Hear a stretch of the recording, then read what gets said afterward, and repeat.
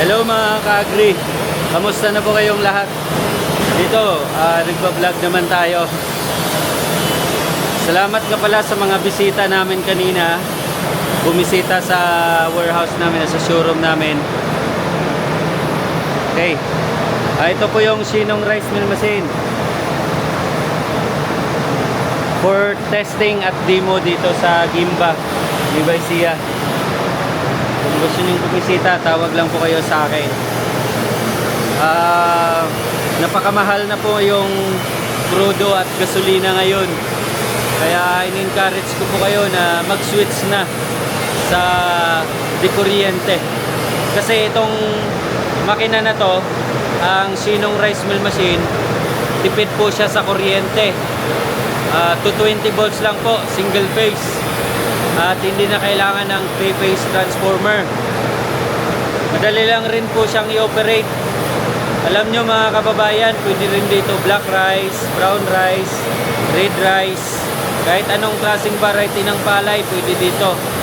Dapat po siguraduhin lang natin na ang palay, ang moisture content ng palay ay nasa 14% and below. At ang kagandahan dito, may kasama na rin po siyang palay pre-cleaner. Yan o, may palay pre-cleaner na kasama. At mababa na lang rin yung lagayan ng palay.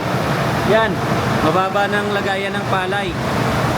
Hindi kayo mahirapan dahil hindi ibuhat or iakyat pa ang mga palay dito na mismo sa sahig. At may elevator na rin po siya. Yan o. At napakalinis po ng palay paglabas dito.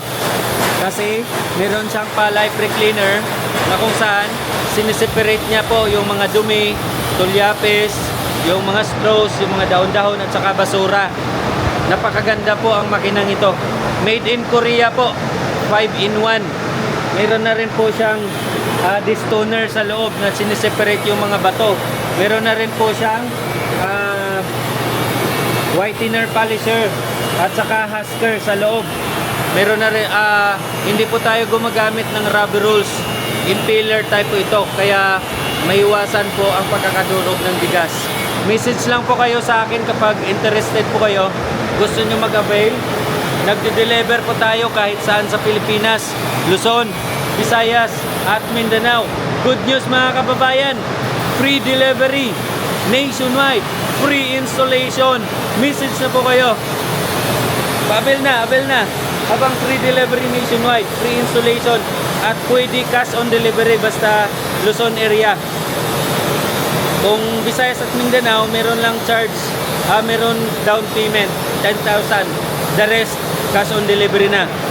Pag-install na, babayaran nyo lang po pag-install na. Yun. Libre na yung installation. Meron tayong technician na pupunta sa inyo para mag-install at mag-conduct ng training. Yan po, maraming salamat po.